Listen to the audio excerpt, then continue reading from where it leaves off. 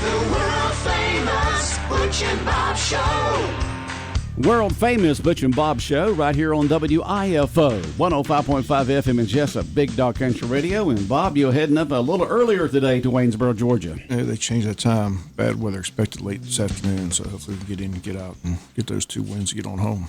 Now, the weather apparently up there is going to be worse than it is here because, being north of us up there. So moving those games up from 4:30 to 2 o'clock for the doubleheader today. And I just wanted to emphasize that the folks, it's not 4:30 today. The Wayne County doubleheader varsity baseball game starts at 2 o'clock. Yeah, they're expecting hail late this afternoon up there in Waynesboro. Oh, man.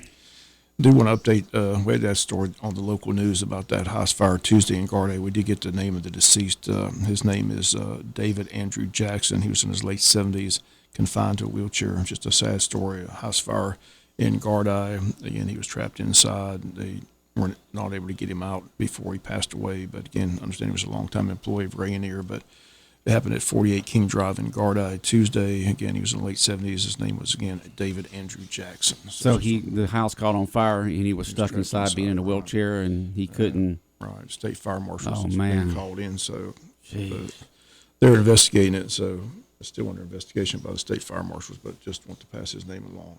Man, thoughts and prayers out to his family and close friends. Just a sad story. But we've got a candidate for sheriff in the studio with us. Again, we had Chuck Mosley, we had Donnie Ray. Now we got the third candidate, Toby Cameron. Toby, appreciate you coming in. First of all, tell us a little bit about yourself and why you're running for sheriff. Okay. First of all, I'm Toby Cameron. Microphone right there. Excuse me? Get a little bit closer to that microphone. Oh, okay. There you go. Pick up a little better. There you go. I'm Toby Cameron. Actually, I'm a retired state trooper. I started with State Patrol back in 1985. I started out as a dispatcher. I was a dispatcher close to 4 years. The second year I was there, they promoted me up to a senior dispatcher, put me in Brunswick. And then I got trooper, of course, in 89. And when I went through patrol school and everything and retired in 2013 after 30 years. Now, you go back and combine that up. I had a little saved up time put in there to put me out with 30 years, but I got 30 years of state time, 4 of it with the dispatch, the rest of it's on the road. Back in that time, I've worked. I have the classes of accident investigation on scene 1 and 2, reconstruction accident. I have went to the DEA. They detached me over there for close to 4 years, and I worked with them. Had federal training. Been to the FBI Academy. They sent me there for that training there. I also had federal training with the Motor Carrier Division. I was sent over there when they were shorthanded back in 2007, and they put 40 troopers out of the whole state, and I happened to be one of the 40. And they put me over them for close to 3 years with them, and we have also federal training with them. After I retired, I went to work with Blackshear Police Department as a police officer there. I worked just a little over 2 years there. That's when I left there and resigned to come run in 2016 against former Sheriff Carter at the time. Of course, I lost that race at that time. And then I left. After I left the campaign area, I went to Bryan County and went to work with Bryan County and the Sheriff's Department over there, and I'm currently a lieutenant with them right now over a rotation. And Liberty, not Bryan, but the Liberty-Bryan line is where it's at around the Richmond Hill area. I work the 95 right there, the 17 area, and 144. That's our area right there. Now, sometimes I have to go up to the north end around Pembroke, and that's on 280-80 up that way in I-16. But our county with Bryan County is split up in 2 areas, so we got one north end and a south end, and we call the Richmond Hill area the south end. But after that, there I am, running again for the 3rd time. I was going to say, this is your 3rd time. This is my 3rd time. What makes you think this is the right time? Well, nothing that I see has really changed anything. The accountability, honesty, and transparency has to be. You can't have one without the other. You've got to have all 3 of them. And I just don't see any of that going on. I'm all about transparency and accountability. I'll tell you what about, we'll pull up the school. I've been after the school since 2016 when I ran, in 2020, and then now. I'm all for school security. I understand the sheriff was in here the other day and mentioned something about the teachers having guns on them. They can have guns on them. I don't oppose that. My problem with that is that, and it's not a real big problem, I'm sure they will have that in place, is guidelines and policies specifically with safety and the secureness of those weapons. They're around kids. If a kid's getting a fight and those teachers have a gun on them, there's a gun involved now. And that's kind of worries me a little bit there. What if that gun falls out? Make sure they got them secured good. And I'm sure they'll get some training, but they're going to need more than 2 weeks of training to do all that. I mean, 2 weeks training, you do shooting, you're going to need more training than just shooting. So that's what my thing is on that. And the next thing is that I have a plan that I've been wanting to put in since 2016, and I'm going to go ahead and give it out to everybody right here on the radio now. My plan was to put school resource officers in every school in the county. Now, I think we have 6 schools. I want 7 officers, 2 being at high school because the kids are bigger there. And one of those school resource officers will be the supervisor of all of them. And my plan there is it costs a little money. That's where we come into a problem. So what I want to do is I want to call in all the county, city commissioners, both administrators, city and county, police chief, me as a sheriff, and the school board and superintendent. I want everybody to be in there, and I want to throw this plan at them, see what they think about it. I'll see if the school will pay for the salaries and the salaries only of these officers. If they'll do that, Wayne County Sheriff Department take care of the vehicles. And if I can get help from the city to help me with the vehicles, we'll split the cost on that. We'll talk about that some. And all I want the city to do, other than that, is pay for their gas. Now, they work at that school, and they pay for their gas. I'm not going to pay not Toby Cameron, but the Wayne County Sheriff Department, the county, and that certain budget will pay for their uniforms and their equipment. Now, when they're at that school, 2 months out the year, they are out for summer. When they're out, they'll come back to the sheriff's department and they'll work there. That way they can fill in for deputies that's been working all year, hadn't had time to take off, they need a vacation or something, they take a vacation, and these deputies can go in and fill in for them, and I won't be shorthanded whatsoever. So I think the school system's in the process of getting all the resource officers on them. And if that's the case, I like it. I like that. I mean, that's the plan, is to have one at every school. I asked Kenneth Donneray this question I asked you. It's very difficult to defeat an incumbent sheriff. As you know, like I said, you tried to run for sheriff twice and haven't been successful. But normally, a sheriff has to do something to upset people or make them mad. So, has the sheriff, Chuck Mosley, done anything you know of, or you want to do something that he's not doing, or why do you think you can be successful beating an incumbent?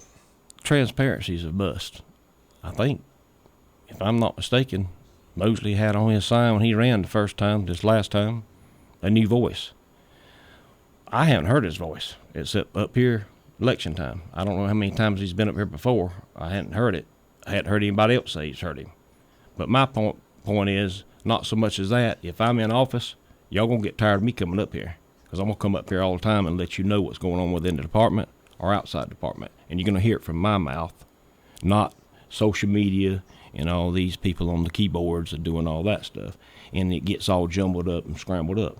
And I know there's some stuff going on right now as a mess, and I don't want to get into all that. That's their mess right there. They need to get that straightened up. But that comes into the transparency, honesty, and accountability. Who's a mess? The thing about the court stuff and all that. I'm not going to get into all that. The cases they got going, high-profile cases, right? I don't want to get involved with all that. That's their thing there. There needs to be accountability on both sides everywhere. And I think everybody needs to come forward and talk. Even that DA needs to come forward and talk and let everybody hear it from him. Now, he's put things on a piece of paper that him and the sheriff has agreed that investigation was incomplete and not finished. And it should have been finished. And then they turned it over to the GBI. But you know what? That high-profile case like that, I think, in my opinion, should have been turned over to GBI to begin with. I think, it being that high-profile case. I don't think you mentioned your family. You got your hat, Team Toby. Yeah. So tell us a little bit about your family here in Wayne County. My family, I'm the son of the late Dan Cameron Sr. He was a railroad for 53 years and 68 days. Second longest man to work with SCL, really. CSX now, SCL back then, railroad. My mother was Rocky Cameron, Freddie Cameron. Rocky Cameron, she was a nutrition therapist at the hospital. She worked at the hospital for 44 years, and she had passed in 2015. And my older brother is Zig Cameron, Dan Cameron Jr.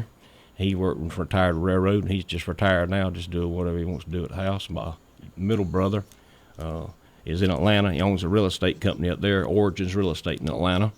And then I had a sister that passed away in 1975 from a drunk driver. And that's what made me, I was 11 at the time, that's what made me want to go be a state trooper. My sister got killed in a car accident, and a drunk driver had hit her head on right there behind Peaches on 169. She was 21 years old. And do you mind me telling the story on that? What happened real quick? I'll tell you a little story. This is why I tell this, is that everything happens for a reason. Me and a friend of mine lived 2 miles north toward Jesup from my house out in the country. And I asked my sister Kathy that passed away, I said, hey, can you take us to the football game up there in town? You know, they're playing tonight. And it's in October. And she said, yeah, but you better go make sure it's okay with his mom, whatever. So, okay, instead of calling the phone, us kids, we decided we're going to ride our motorcycles down the ditch, go straight down to his house. Asked her, well, she said it's okay. We changed shirts, and we went to go back. Well, instead of going right back down the ditch straight to the house, he decided we want to go around the back way, dirt roads, go around and come back out on the road. Well, my sister got tired of waiting on us and left us. And we got to the house, Mom told us that. So we went back to his mom's house. She done left and went to town. She took us to town. We got to town. I remember like it was just yesterday. We pull up, the wreck's up there. They detoured us around the wreck. And we got to the football game. Of course, somebody come up, see, your sister got killed and this and that. And then they come over the intercom at the big box up there and told me to go to the front gate. And somebody's there to pick me up or whatever. But my point with that is that something made us go the opposite way around, where she wouldn't see us and not be in that car with her, because we wasn't supposed to be with her, because it was time for her to go, and the good Lord didn't want us in there with her. So that's what I think that was. But my next thing is back to the school stuff, and where I can finish all that up, is that even if we got some in place now, or we get them into place during the time, there is deputies on the road during the day, every day, and I want them to be, they got assignments, and they will go in each and every one of these schools at least for 5 or 10 minutes and be seen, wave at them, be seen, and walk in and out every day until we get somebody in there every day. And they can still go by their day when there's another deputy in there. It doesn't matter. Cameras. I'm pretty sure all the school systems here have cameras, and if they don't, we need to make sure they get them. And if they do have them, we need to find out if they all can intertwine with each other. And I want them connected to our 911 system. Something happens at Arthur Williams. Red light button comes on, they hit it, something's going on at Arthur Williams, bam, it pops up where it's happening at. Guy in the white shirt's walking down the hall. I don't know if he's got a stick in his hand, what he's got in his hand right there. He's in hall number 3. Deputies got computers in the cars. I'm not sure if they even got them yet, but if they do, it'll also go to those and be in there. That way you'll know exactly what you got going on. And we're talking about cameras, also flock cameras. Are y'all familiar with the flock camera system? There's no flock camera systems around here. The closest one's on the other side of Little Wissy in Long County. They're all over the place everywhere else. What's a flock camera? It's a solar camera that's put out on the highways, and they're put on the major roads, and it will take pictures of cars going by. Those the ones that get the ticket in the mail. Yeah. Well, no, it ain't. They don't give you a ticket. It ain't the school ones, but it takes pictures of all the cars going by. You got a bank robbery. Anything major. You got them on the major roads, all the major roads. First thing the detective's going to do, check the flock cameras. They said it was a red BMW. We didn't got no tag, nothing else. Well, we check them all. There's a red BMW went by 30 minutes ago right there. Zoom it up, get that tag number off of it. Helps your investigation. We got them over in Richmond Hill, Savannah. We use them all the time. You got a murder, suicide, whatever it is, whatever the case may be, you got them. You can catch up to them, you know. But it only costs $3,000 a year for the company. My IT person pulled it up. They let me know that. And then, you know, if the city and county could work together, 1,500 piece. If they don't want to do that, if I can find a way, if I'm the sheriff at the time, I'll pay it out of my own pocket. If I can find a way to do it without violating any rules and regulations, I'll just pay it myself, just so we can have that. I think you told us what you do now. You said you work at Richmond Hill now, is that correct? I'm a lieutenant over there at Richmond Hill, yes. So again, you mentioned the high-profile cases, and the governor just signed into law that prosecutor oversight committee. They're going to come after prosecutors for not doing their job. prosecuting criminals. Again, there is a DA's race. Are you supporting anybody in this DA's race? That's up in the air right now because there's so much talk on this other one that's in there right now. You know, John Johnson, I heard, was running. He was here before. John he's a good guy. He knows his stuff now. And if he needs to get on to something, John Johnson will get on it. But you're not endorsing anybody. You're just worrying about your race. Nah, I'm gonna have to stick to my race right now. I can't endorse nobody. I'll endorse you. We said the other day we're running for the county line. We're not running for anything. Yeah, there you go. Yeah. But on the school thing too, I want to also mention too is the buses. I also going to do this. The buses, I'm going to have them just pull out of the hat every now and then. The day shift. Deputy's going to ride bus 19 today. He's going to go ride their whole route. So have a deputy on the bus. You said. I want a deputy on the bus. It don't matter. You don't never know what bus he's going to get on. He'll contact the driver the night before, so I'll be on your bus in the morning with you. He'd get off that afternoon, pull them out of the hat, and we don't put that back in that hat for that week. Go put it back in the hat again next week or the bucket or whatever you're going to do. Draw it out. Bus 117. Toby Cameron will be on your bus tomorrow morning. We'll be riding your bus tomorrow morning. We'll ride your whole route. And also we'll have deputies every now and then follow. You know, as long as they ain't busy doing something else, we'll have them following the bus on the route some. They ain't going to do the whole route. As you mentioned, you run twice, so you know how big this county is. It's a big county, a lot of people to see. So how do you go about seeing everybody and get your message out? Hey, getting what now? Get your message out to all the people. I mean, it's a big county. You know, how do you you got a job in Richmond Hill, so how do you get around? That's hard to do. That's what's been hard for me to do both times. You know, the first time I didn't, I was out. But this second time, I was having to work. They had a meeting with everybody. One time I couldn't attend. I had to work. We were shorthanded. They wouldn't let me off, so I had to work. I worked night shifts. As a matter of fact, I start night shifts Monday night. And then I get home, I have to do my campaigning, do my going around, putting signs up, delivering signs, whatever, and talking to folks and this and that when I can, when I'm back here. It's kind of hard. I'm an older guy now, but I'm taking it. You got to keep moving, got to keep doing something. So this campaign's going to be over in May because all three candidates are running on the Republican ticket, unless there's a runoff, of course. But the election's coming up in May, so. You know, it's right around the corner, so not far away at all. When people go to the voting booth and they see the three names, why should they pull the lever for Toby Cameron? Because I got good ideas and plans for this county, and I've just put some of them out, and I ain't put them all out, and I'm gonna go ahead and put those out right now since you want to know that, and you gonna keep hearing this from me: transparency, honesty, and accountability. But I'm going to tell you this right here.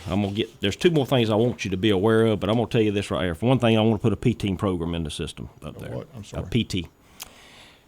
Not to make them have to pass or fail, but like every quarter we'll have a meeting at the sheriff's department, and all employees come in, deputies. We'll have two of them, so one of them will be on night shift and this and that.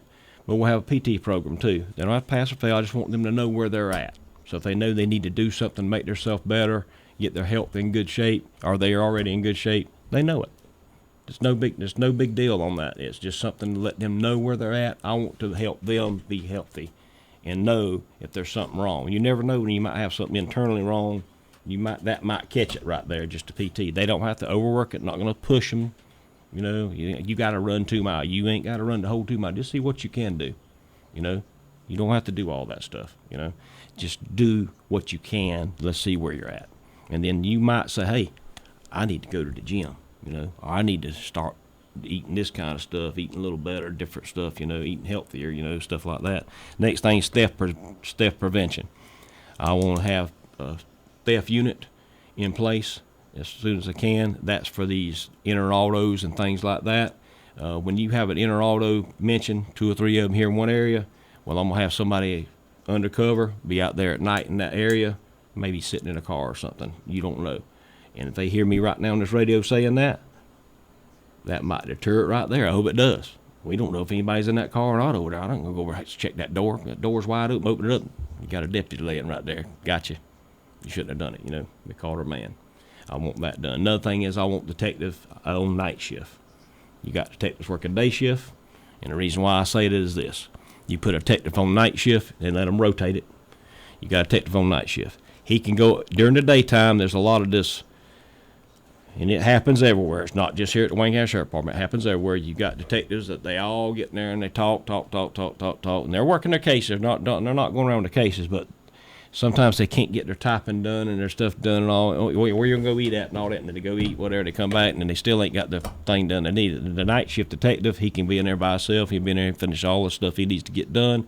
If a call comes out that we need to call a detective and he's at home on call and he goes, oh well, just do a good report on it and all that, and I'll get it and put it in my box. I'll see it in the morning when I get in the morning. Well, we got one on nights. He'll be there on the scene. Be right there, right then. So we got that taken care of there. Training. Training's free. Get it. Now, another thing is, I've got little notes here. Is Project Lifesaver. Have y'all heard of Project Lifesaver? I guess it's not around here. Okay. I'd like to have Project Lifesaver implemented into the Sheriff Department. Simple. And what it's about elderly folks that got Alzheimer's or dementia and this and that. You can put these bracelets on them. We got the systems that'll be at the Sheriff Department. Somebody called, hey, my dad, I don't know when he left the house. I saw him on the camera at 11 o'clock this morning. He left out. I had to see him. I just got home at 5 o'clock this afternoon. I don't know where he went, okay? Put dogs out, whatever you want to do. But you know what? If you got that Project Lifesaver outfit and equipment, and I say, hey, listen, man, is he on Project Lifesaver? Is he with that? And she says, yes, he is. Great. I got a unit coming right now with a Project Lifesaver outfit, equipment, and we located him a mile from the house. Easy, good thing to have. It's inexpensive. I mean, it don't cost hardly anything. So it'd be a good thing to have and implement into the system. Now, I got two more things, if you don't mind me telling you. Right ahead. I had some training the other day, and one of them is about gangs. I've had gang training before. And the FBI has announced that gangs are growing larger, and they're moving into the rural counties, out from the big cities and stuff, and they're moving out to the rural area, unprotected areas. We just need to be watching out for that. We need more training on that. And another thing is human trafficking. You all know what human trafficking is? Yeah. Give me your idea, just your brief. Yeah, I saw that movie. It's pretty bad. Trafficking across the state and stuff? Yeah. Okay. That is true, but that's not the whole deal. I'll tell you what human trafficking is. Human trafficking can be right here in Wayne County. I ain't saying it is. I said it could be. Make sure we all clear on that. Right up under your eyes. What happens is you got a certain individual that will have another individual go into either schools, businesses, whatever. If he picks up a guy or a girl or whatever and talks to them, gets good friends with them, whatever, and he uses them and sells them out to people. He gets them to get somebody else and sells them. He makes over $100,000 doing that. Just by doing that, using them, selling their bodies. And there's other things they do too, selling them, using them to do. That's called human trafficking. Not just bringing them illegals across the line and all. And that's what it used to be in today. We all know, catch somebody going up the interstate or whatever, come across and they got 17 people that don't have any IDs or anything coming in. That's what, exactly. We were on the same page, exactly. But that's what this is now, human trafficking. And that just needs to be looking in and some more training.